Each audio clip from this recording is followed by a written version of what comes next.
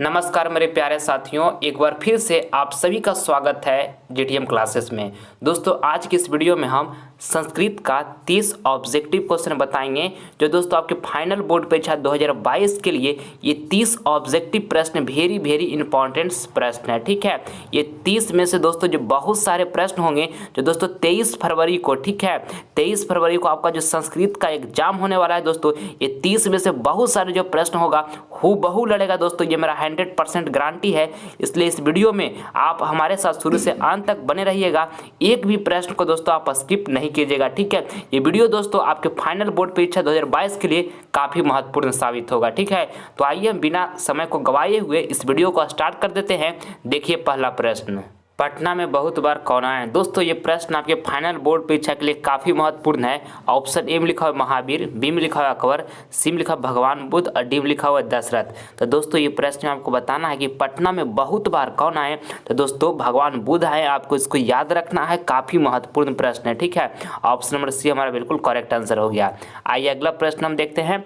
दूसरा नंबर, भारतीय संस्कार कुल कितना है? दोस्तों ये प्रश्न आपके बोर्ड एग्जाम के लिए VVI का दोस्तों VVI का स्क्वायर है। ये मेरा गारंटी है दोस्तों कि 2022 बोर्ड एग्जाम में ये प्रश्न 100% पूछेगा ही पूछेगा। ठीक है, इसको आपको याद कर लेना है कि भारतीय संस्कार कुल कितना है, तो 16 है दोस्तों। ऑप्शन नंबर यहाँ पे बी जो होगा हमारा बिल्कुल करेक्ट आंसर हो जाएगा। ठीक है, आइए अगला प्रश्न हम देखते हैं। तीसरा नंबर, किसको धन देना चाहिए? दोस्तों आपको ये प्रश्न में तीसरा नंबर प्रश्न बताना है कि किसको धन देना चाहिए, धनहीन को, राजा को, विद्वान को या तो धनवान को? तो दोस्तों धनहीन को धन देना चाहिए। ऑप्शन नंबर यहाँ पे ए जो होगा हमारा बिल्कुल करेक्ट आंसर हो जाएगा।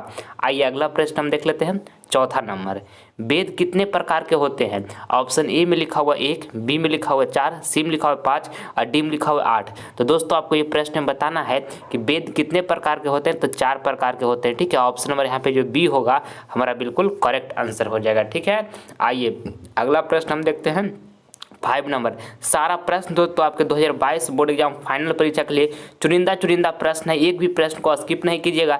30 प्रश्न आपको हम इस वीडियो के माध्यम से बताएंगे और 30 में से बहुत सारे प्रश्न जो होंगे दोस्तों वो आपके फाइनल बोर्ड परीक्षा 2022 में हूबहू जाकर लड़ेगा। ये मेरा दोस्तों 100% गारंटी है। ठीक है, इसलिए इस वीडियो में आप शुरू से लेकर अंत तक हमारे साथ जरूर बने रहिएगा। देखिए 5वां नंबर प्रश्न कहता है समाज सुधारक कौन थे? काफ़ी महत्वपूर्ण प्रश्न है, आपको बताना है कि समाज सुधारक कौन थे? तो स्वामी दयानंद दोस्तों समाज सुधारक थे। ठीक है, ऑप्शन नंबर ए जो होगा हमारा बिल्कुल यहाँ पे करेक्ट आंसर हो जाएगा। आइए अगला प्रश्न हम देख लेते हैं। 6ठा नंबर, हिरण्मय पात्र से किसका मुंह ढका हुआ है? ऑप्शन ए में लिखा हुआ सत्य का, बी में लिखा है असत्य का, सी में लिखा है पाप का, डी में लिखा है झूठ का। तो दोस्तों आपको ये प्रश्न बताना है कि हिरण्मय पात्र से किसका मुंह ढका हुआ है? तो सत्य का दोस्तों ढका हुआ है। ठीक है, ऑप्शन नंबर ए जो यहाँ पे हमारा बिल्कुल करेक्ट आंसर हो जाएगा। आइए अगला प्रश्न हम देखते हैं। 7 नंबर, कैमोदी महोत्सव कहाँ मनाया जाता था? दोस्तों वेरी इंपॉर्टेंट प्रश्न है आपके बोर्ड एग्जाम के लिए। ऑप्शन ए में लिखा हुआ वैशाली में, बी में लिखा गया में, सी में लिखा पाटलिपुत्र में और देखिए डी में लिखा मुजफ्फरपुर में। तो दोस्तों आपको बताना है ये प्रश्न में कि कैमोदी महोत्सव कहाँ मनाया जाता था? तो पाटलिपुत्र में मनाया जाता था दोस्तों। ऑप्शन नंबर यहाँ पे सी जो होगा हमारा बिल्कुल करेक्ट आंसर हो जाएगा। ठीक है, आइए अगला प्रश्न हम देखते हैं। 8 नंबर, मनुष्यों को कर्तव्य और अकर्तव्य का बोध कौन कराता है? अति महत्वपूर्ण प्रश्न है दोस्तों आपके फाइनल बोर्ड परीक्षा के लिए। आपको बताना है कि मनुष्यों को कर्तव्य और अकर्तव्य का बोध कौन कराता है? तो दोस्तों शास्त्र कराता है। ठीक है, ऑप्शन नंबर यहाँ पे ए जो होगा हमारा बिल्कुल करेक्ट आंसर हो जाएगा। ठीक है, आइए अगला प्रश्न हम देखते हैं।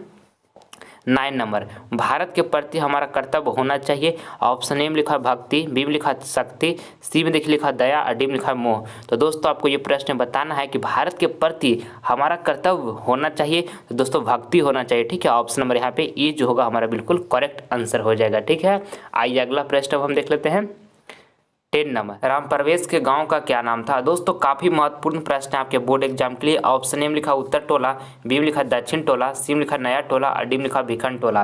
तो दोस्तों आपको ये प्रश्न बताना है कि राम प्रवेश के गांव का क्या नाम था? तो भिखन टोला था दोस्तों, आपको इसको याद कर लेना अच्छे तरीके से। ऑप्शन नंबर डी जो होगा हमारा बिल्कुल करेक्ट आंसर हो जाएगा। आइए अगला प्रश्न हम देख लेते हैं। 11 नंबर, स्वामी दयानंद का जन्म कब हुआ था? ऑप्शन ए में लिखा हुआ है 1854, बी में लिखा हुआ है 1824 और सी में लिखा है 1830 और डी में लिखा 1849। तो दोस्तों आपको ये प्रश्न में बताना है कि स्वामी दयानंद का जन्म कब हुआ था। तो 1824 ईस्वी में दोस्तों स्वामी दयानंद का जन्म हुआ था, ठीक है। और कहाँ हुआ था दोस्तों, तो गुजरात के टंकारा नामक गाँव में हुआ था। इसको भी आपको साथ में याद रखना है, आपके बोर्ड एग्जाम में बार बार ये प्रश्न को पूछा जाता है कि स्वामी दयानंद का जन्म कब हुआ। तो 1824 ईस्वी में हुआ। और कहाँ हुआ, तो गुजरात में हुआ। और गुजरात के दोस्तों टंकारा नामक गांव में हुआ, ठीक है। आइए अगला प्रश्न हम देखते हैं। 12 नंबर, राम प्रवेश ने स्नातक परीक्षा में कौन सा स्थान प्राप्त किया। ये भी काफ़ी महत्वपूर्ण प्रश्न है आपके बोर्ड एग्जाम के लिए। आपको बताना है ये प्रश्न में दोस्तों कि राम प्रवेश ने स्नातक परीक्षा में कौन सा स्थान प्राप्त किया। तो प्रथम स्थान प्राप्त किया, आपको इसको याद रखना है। ऑप्शन नंबर यहाँ पे सी जो होगा दोस्तों हमारा बिल्कुल करेक्ट आंसर हो जाएगा। आइए अगला प्रश्न हम देख लेते हैं। 13 नंबर, और दोस्तों अगर जो आप अभी तक हमारे चैनल को सब्सक्राइब नहीं किए तो प्लीज़ दोस्तों इस चैनल को आप सब्सक्राइब कर लें, क्योंकि आपको इससे फ़ायदा क्या होगा कि जब हम लाइव क्लास आएंगे तो इसका नोटिफिकेशन जो होगा सबसे पहले आपके पास पहुंचेगा, ठीक है। इसलिए जल्द रेड बटन दबाकर हमारे चैनल को आप सब्सक्राइब कर लीजिए।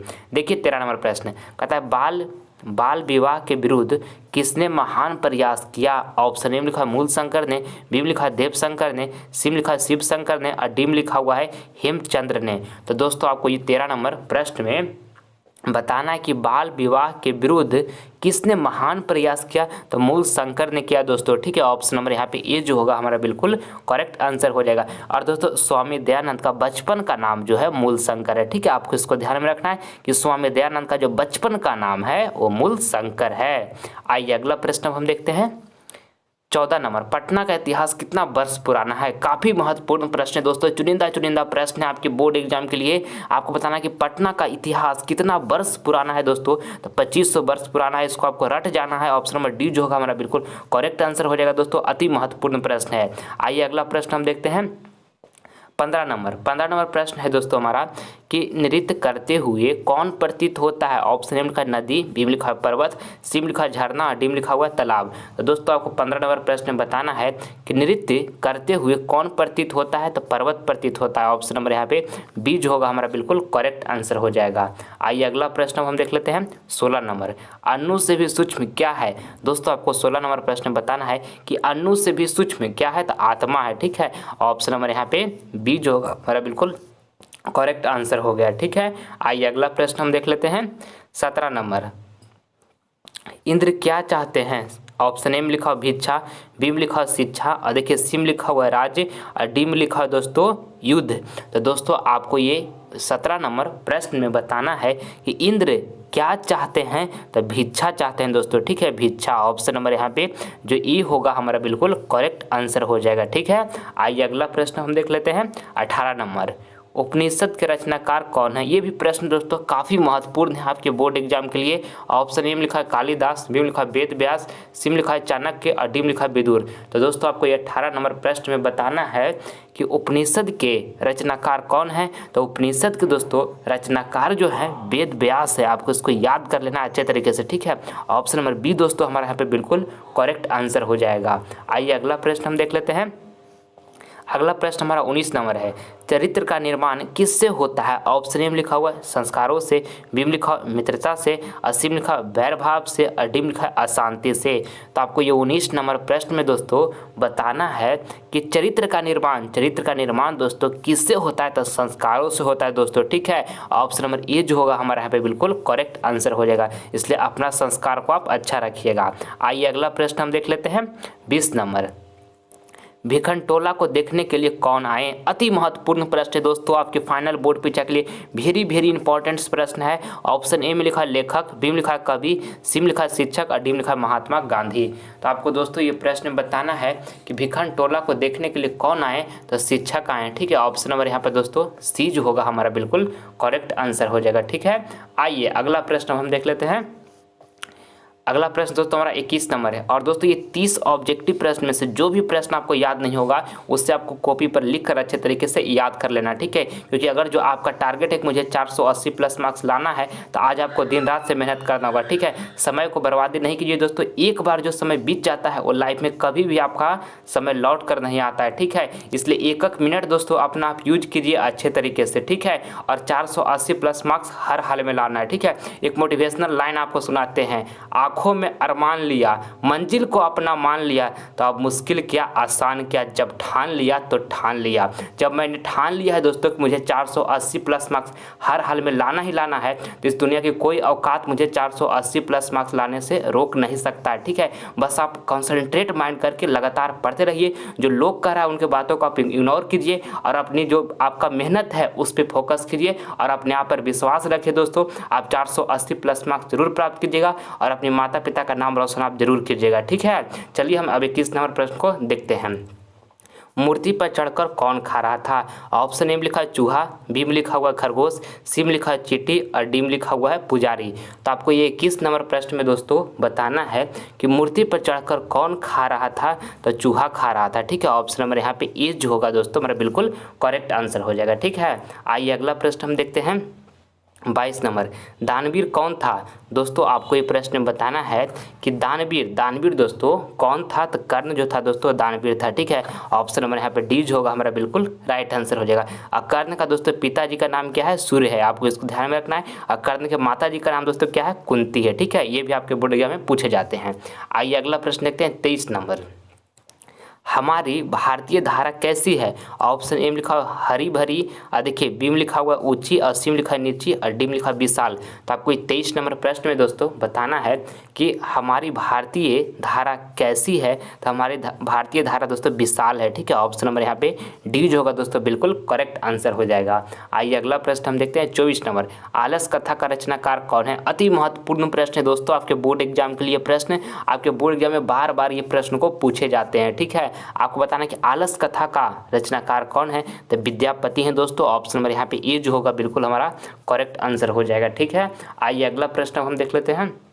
25 नंबर, आर्य समाज की स्थापना सर्वप्रथम कहाँ हुई थी? ऑप्शन ए में लिखा है दिल्ली, बी में लिखा है मुंबई, सी में लिखा है कोलकाता, डी में लिखा है हैदराबाद। दोस्तों ये प्रश्न को आप पहले भी आपको बताए हैं क्योंकि आपके फाइनल बोर्ड परीक्षा में बार बार ये प्रश्न पूछे जाते हैं। वेरी इंपॉर्टेंट प्रश्न है। आपको बताना है कि आर्य समाज की स्थापना सर्वप्रथम कहाँ हुई थी? तो दोस्तों मुंबई में हुई थी। आपको इसको अच्छी तरीके से याद कर लेना है। ऑप्शन नंबर बी जो होगा यहाँ पे हमारा बिल्कुल करेक्ट आंसर हो जाएगा। आइए अगला प्रश्न हम देखते हैं। 26 नंबर, हिंसक कौन था? आपको दोस्तों 26 नंबर प्रश्न में बताना है कि हिंसक कौन था? तो बाघ दोस्तों जो था वो हिंसक था। ठीक है, ऑप्शन नंबर यहाँ पे ए जो होगा दोस्तों बिल्कुल करेक्ट आंसर हो जाएगा। आइए अगला प्रश्न हम देखते हैं। 27 नंबर, शिक्षक कैसा था? ऑप्शन ए में लिखा है दुष्ट, बी में लिखा है लोभी, सी में लिखा है नवीन दृष्टि संपन्न, और डी में लिखा है मूर्ख। तो दोस्तों आपको ये प्रश्न बताना है कि शिक्षक कैसा था? तो नवीन दृष्टि संपन्न था। ऑप्शन नंबर यहाँ पे सी जो होगा दोस्तों हमारा बिल्कुल करेक्ट आंसर हो जाएगा। आइए अगला प्रश्न हम देख लेते हैं। 28 नंबर, बूढ़े बाघ के हाथ में क्या था? ऑप्शन ए में लिखा है सोने का कंगन, बी में लिखा है तलवार, सी में लिखा है मृतक का सिर, और देखिए डी में लिखा हुआ है हीरा। तो आपको ये 28 नंबर प्रश्न में दोस्तों बताना है कि बूढ़े बाघ के हाथ में क्या था? तो सोने का कंगन था। ऑप्शन नंबर यहाँ पे ये जो होगा दोस्तों हमारा बिल्कुल करेक्ट आंसर हो जाएगा। ठीक है, आइए अगला प्रश्न हम देखते हैं। 29 नंबर, वीरेश्वर नामक मंत्री कहाँ रहते थे? ऑप्शन ए में लिखा है भोजपुर में, बी में लिखा हुआ है राजगृह में, सी में लिखा है मगध में, और डी में लिखा है मिथिला में। तो दोस्तों आपको ये 29 नंबर प्रश्न में बताना है कि वीरेश्वर नामक मंत्री कहाँ रहते थे? तो मिथिला में रहते थे। ठीक है, ऑप्शन यहाँ पर डी जो होगा दोस्तों ऑप्शन नंबर डी मिथिला में हमारा बिल्कुल करेक्ट आंसर हो जाएगा। ठीक है, आइए अगला प्रश्न हम देख लेते हैं। 30 नंबर, शत्रु राज्य क्या बढ़ा रहे हैं? ऑप्शन ए में लिखा है मित्रता, बी में लिखा है शांति, और सी में लिखा है अशांति और कलह, और डी में लिखा है इनमें से कोई नहीं। तो दोस्तों आपको ये 30 नंबर प्रश्न में बताना है कि शत्रु राज्य क्या बढ़ा रहे हैं? तो अशांति और दोस्तों कलह बढ़ा रहे हैं। ठीक है, ऑप्शन नंबर यहाँ पे सी जो होगा दोस्तों हमारा बिल्कुल करेक्ट आंसर हो जाएगा। ठीक, आइए अगला प्रश्न दोस्तों हमारा HW का प्रश्न है। ये जो प्रश्न है आप सभी विद्यार्थी को कमेंट बॉक्स में जवाब देना है, जो ऑप्शन इसमें आपको सही लगेगा ये आपको हम होमवर्क में दे रहे हैं। ठीक है, आपको बताना है कि विजय दोस्तों किससे प्राप्ति होती है? ऑप्शन ए में लिखा है सत्य से, बी लिखा है असत्य से, और सी में लिखा है अपमान से, और डी में लिखा है घृणा से। ठीक है, तो इसमें से जो ऑप्शन आपको सही लगेगा कमेंट बॉक्स में आप जवाब दीजिएगा। आप सभी विद्यार्थी का हम रिप्लाई जरूर देंगे। ठीक है, और दोस्तों अगर जो आप हमारे वीडियो को पसंद करते हैं तो दिल से इस वीडियो को लाइक करें और इस वीडियो को दोस्तों ज़्यादा से ज़्यादा अपने दोस्तों के पास शेयर करें, क्योंकि आपकी एक शेयर दोस्तों किसी का ज़िंदगी बदल सकता है। ठीक है, अगर जो आप इस वीडियो को किसी के पास शेयर करते हैं और वो वीडियो को देखता है, इससे उसका कुछ नॉलेज गेन होता है दोस्तों, जिससे आप उसका बोर्ड एग्जाम की तैयारी प्रिपरेशन जो होगा अच्छा होगा, तो यह आपका एक शेयर दोस्तों एक अच्छा काम होगा। ठीक है, अगर जो आप एक शेयर कीजिएगा तो आपकी किसी मदद के लायक आप इंसान बन पाइएगा। ठीक है, इसलिए अगर जो आपके पास आसपास में जो फ्रेंड हैं जो 10th क्लास में पढ़ रहे हैं उनके पास वीडियो को शेयर करें, आपके जो भाई बहन हैं उनके पास भी दोस्तों इस वीडियो को आप प्लीज़ शेयर करें। ठीक है, और अगर जो अभी तक आप हमारे चैनल, प्यारा सा चैनल दोस्तों यूट्यूब चैनल GTM क्लासेस को सब्सक्राइब नहीं किए तो जल्दी से सब्सक्राइब कर लीजिए, क्योंकि दोस्तों इसके बाद भी हम बहुत सारे और लाइव क्लास लाने वाले हैं जिसमें ऑब्जेक्टिव और सब्जेक्टिव दोनों कवर करेंगे, जो आपके फाइनल बोर्ड परीक्षा 2022 के लिए दोस्तों काफ़ी महत्वपूर्ण है। ठीक है, इसलिए आप मन से पढ़ाई कीजिए। अब आपके पास समय बहुत कम बचा हुआ है, 1 मिनट भी समय दोस्तों इधर उधर बर्बाद नहीं कीजिए। ठीक है, और हर हाल में क्या करना है कि 480 प्लस मार्क्स दोस्तों हर हाल में लाना ही तो लाना है। ठीक है, जब आंखों में अरमान लिया, मंजिल को अपना मान लिया, तब मुश्किल क्या आसान क्या, जब ठान लिया तो ठान लिया। 480 प्लस मार्क्स लाना है दोस्तों, हर हाल में लाना है, अपने माता पिता का नाम मुझे रोशन करना है। ठीक है, मैं मिलता हूँ आपसे अगले वीडियो में, तब तक के लिए जय हिंद, जय भारत। मन लगाकर पढ़ाई करते रहिए और अपना ध्यान रखिए।